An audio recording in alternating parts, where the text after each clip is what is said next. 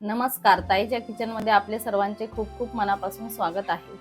मार्गशीर्ष महिन्याचा दुसरा गुरुवार आहे, तर मी देवीसाठी प्रसाद म्हणून रसमलाई बनवणार आहे। त्याचीच रेसिपी आज मी तुमच्यासोबत शेअर करणार आहे। चला तर मग रेसिपीला सुरुवात करूया। रसमलाई बनवण्यासाठी आपल्याला आधी रसमलाईचं दूध बनवून घ्यायचं आहे। त्यासाठी मी इथे एका पसरट जाडतळ असलेल्या पॅन मध्ये दूध गरम करायला ठेवलेलं आहे।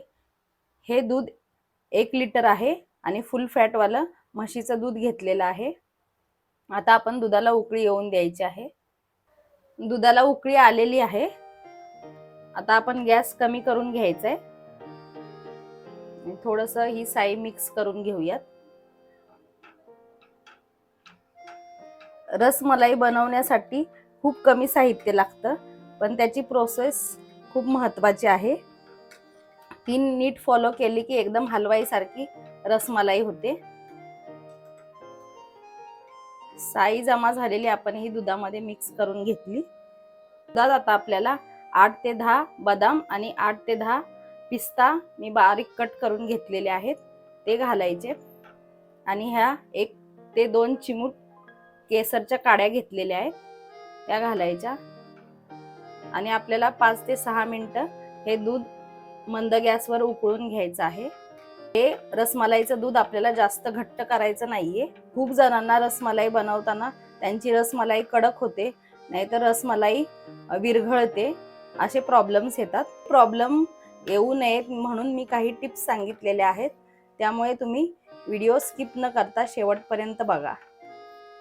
5 ते 6 मिनिटं आपण मंद गॅसवर दूध थोडंसं आटवून घेतलेलं आहे। तुम्ही बघू शकता केसरचा रंग पण उतरलेला आहे दुधाला। यात आता आपण अर्धी वाटी साखर घालायचे आणि अर्धा चमचा वेलची पूड। साखर घातल्यावर अजून 5 ते 6 मिनिटं आपण मंद गॅसवर शिजवून घ्यायचं आहे दूध। साखर विरघळल्यावर पाणी सुटल्यामुळे ते दूध पातळ होतं, म्हणून आपल्याला अजून 5 ते 6 मिनिटं हे दूध थोडंसं आटवून घ्यायचं आहे। जास्त दूध घट्ट केलं तर ते रसमलाई रस पित नाही, त्यामुळे हे आपल्याला जास्त घट्ट करायचं नाहीये। साखर आणि वेलची पूड घातल्यावर 5 ते 6 मिनिटं आपण दूध आटवून घेतलेलं आहे। आता आपण गॅस बंद करून घ्यायचा आहे। टोटल पहिले 5 ते 6 मिनिटं आणि साखर घातल्यानंतर 5 ते 6 मिनिटं, असं 10 ते 12 मिनिटच आपण दूध आटवायचं आहे। तुम्हाला दाखवते, कन्सिस्टन्सी या प्रकारची ठेवायची आहे, याच्यापेक्षा दूध आपल्याला जास्त घट्ट करायचं नाहीये। रसमलाईचा रस आपला तयार झालेला आहे, तो आता आपण एका बाउल मध्ये काढून घेऊयात।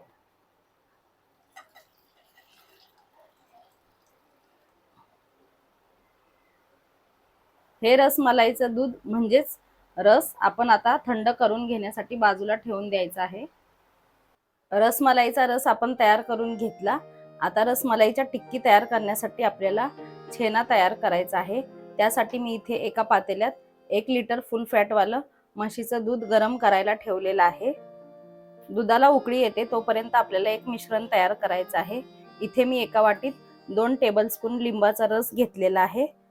त्यात आपल्याला 2 टेबलस्पून पाणी ऍड करायचं आहे आणि हे चांगलं मिक्स करून घ्यायचं आहे। इथे मी लिंबाचा रस वापरलेला आहे, तुम्ही विनेगर पण वापरू शकता। दुधाला उकळी आलेली आहे।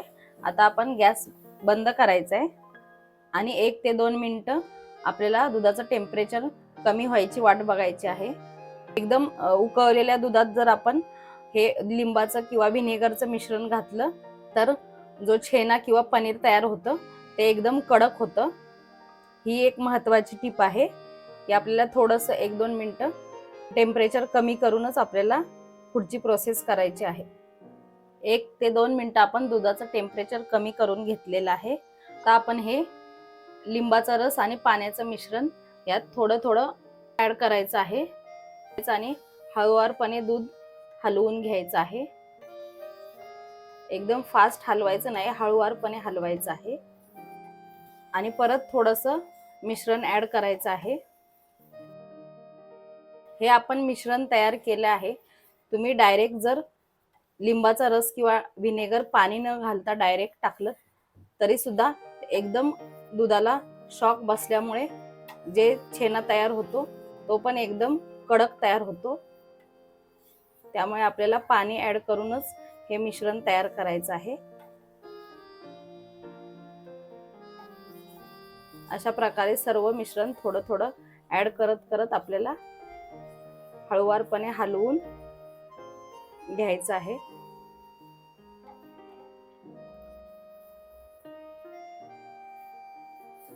अशा प्रकारे आपण सर्व मिश्रण दुधामध्ये घातलेलं आहे.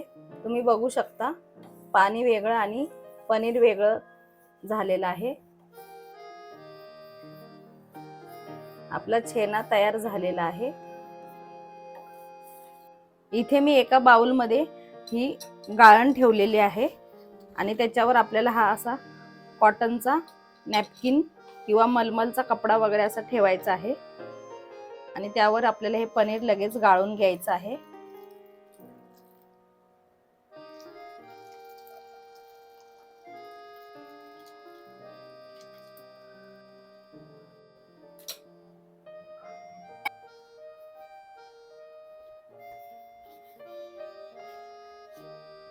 अशा प्रकारे आपण गाळणीतून सर्व हे पाणी गाळून घेतलेलं आहे.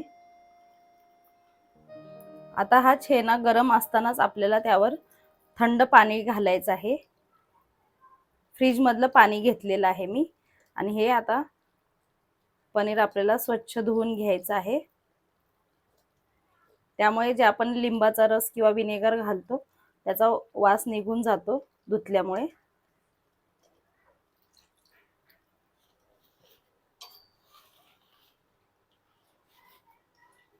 आणि हा कपडा आपल्याला असा वर उचलून त्यातलं पाणी जेवढं शक्य होईल तेवढं पिळून काढायचं आहे. जास्त जोर द्यायचा नाही, हलक्या हाताने पिळून काढायचं आहे. जास्त जर तुम्ही जोर देऊन पिळून काढलं तर त्यातलं पूर्णपणे मॉइश्चर निघून जाईल आणि त्यामुळे पण छेना कडक होऊ शकतो. आता आपल्याला हे असंच गाळणीवर 10 मिनिटं ठेवायचं आहे. जेवढं त्यातलं पाणी स्वतःहून निघेल ते निथळून निघून जाईल. मी हे बाउल 2 त्याच्यावर ठेवते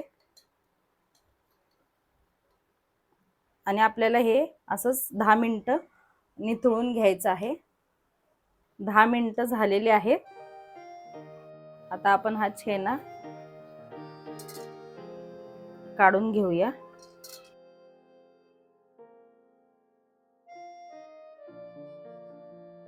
तुम्ही बघू शकता असं सॉफ्ट असं पनीर म्हणजे छेना तयार झालेला आहे. पूर्णपणे एकदम ड्राय झालेलं नाहीये. आता आपण हे असं तोडून घेऊयात. आता आपल्याला ह्यातलं थोडं थोडं पोर्शन घेऊन हाताचा हा जो भाग असतो त्याने हे असं मळून घ्यायचं आहे.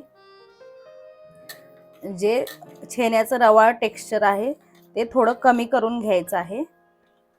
एवढं पण मळायचं नाही की त्यातलं तूप रिलीज होईल आणि ते रसगुल्ले मग पाकामध्ये विरघळतात. अशा प्रकारे थोडं थोडं पोर्शन घेऊन आपल्याला हे असं मळून घ्यायचं आहे.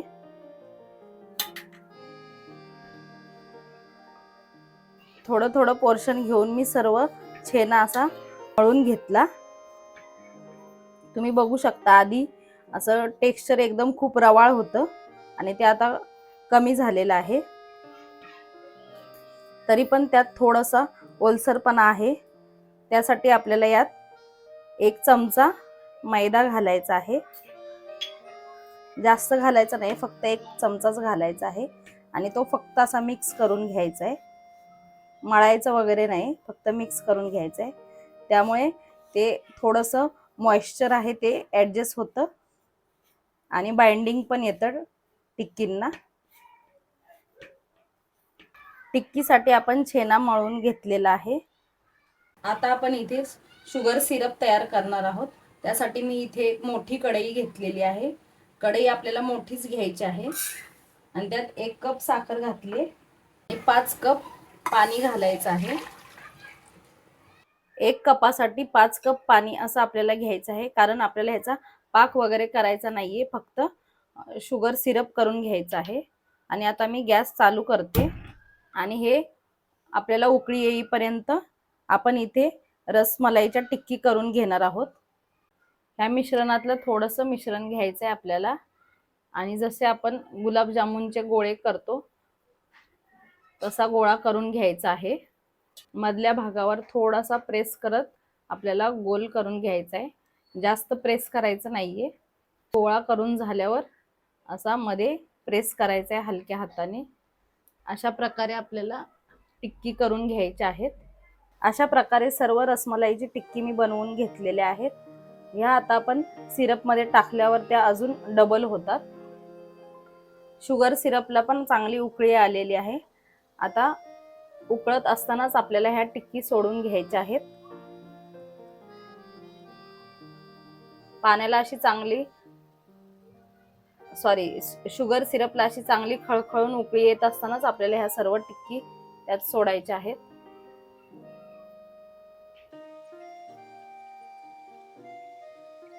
असं मोठं भांडं घेतलं की त्यात व्यवस्थित त्या टिक्कींना फुलायला व्यवस्थित जागा होते, म्हणून भांडं घेताना मोठं बघूनच घ्यायचं आहे.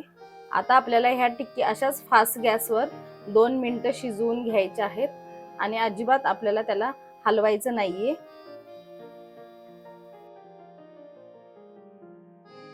2 मिनिटं झालेली आहेत. आता आपण अलगद ह्या टिक्की पलटून घेणार आहोत. खालच्या बाजूने त्या सेट झालेल्या आहेत.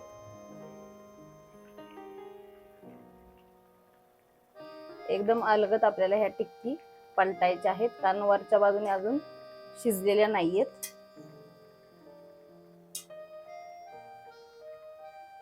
आता आपल्याला ह्या झाकण ठेवून 8 ते 10 मिनिटं फास्ट गॅसवर अशाच शिजवून घ्यायच्या आहेत. झाकण ठेवल्यामुळे पूर्ण प्रेशरमुळे त्या सर्व बाजूने व्यवस्थित शिजतात. 10 मिनिटं झालेली आहेत. आता आपण झाकण काढूयात आणि गॅस बंद करायचा आहे.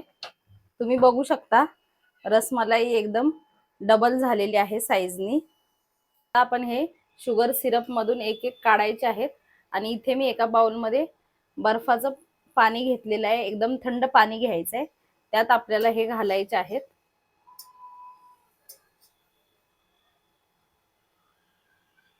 अशा प्रकारे आपण सर्व टिक्की थंड बर्फाच्या पाण्यात ठेवलेली आहेत. अशा प्रकारे डायरेक्ट गरम शुगर सिरप मधून थंड पाण्यात आपण याला शॉक दिल्यामुळे ह्या टिक्की व्यवस्थित एकदम फ्लफी होतील. ह्या आपल्याला टिक्की आता थंड पाण्यात 10 मिनिटं ठेवायच्या आहेत. मिनिटं झालेली आहेत. आता आपण ही टिक्की अशी घेऊन प्रेस करून त्यातलं पाणी काढायचं आहे आणि हे आपण जे दूध बनवलेलं आहे त्यात टाकायचे आहेत. की मधलं पाणी काढलं तर त्यात रस जाईल. जर आपण पाणी काढलं नाही तर त्यात रस आत जाणार नाही. पाणी काढूनच आपल्याला ह्या दुधामध्ये टिक्की सोडायच्या आहेत. अशा प्रकारे मी सर्व टिक्कीज ह्या दुधामध्ये घालते.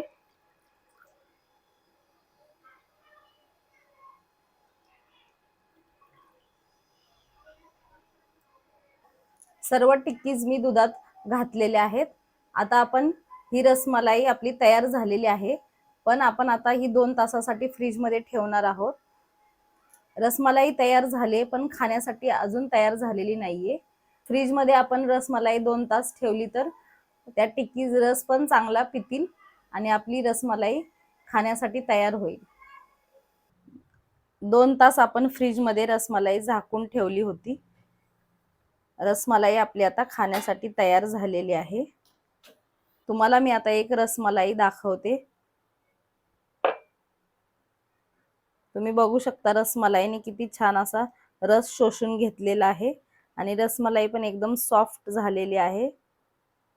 तुम्हाला ही माझी रसमलाईची रेसिपी कशी वाटली ती कमेंट करून सांगा. व्हिडिओ आवडले असेल तर लाईक करा, जास्तीत जास्त शेअर करा आणि अशाच गोड गोड रेसिपींसाठी चॅनलला सबस्क्राईब करा.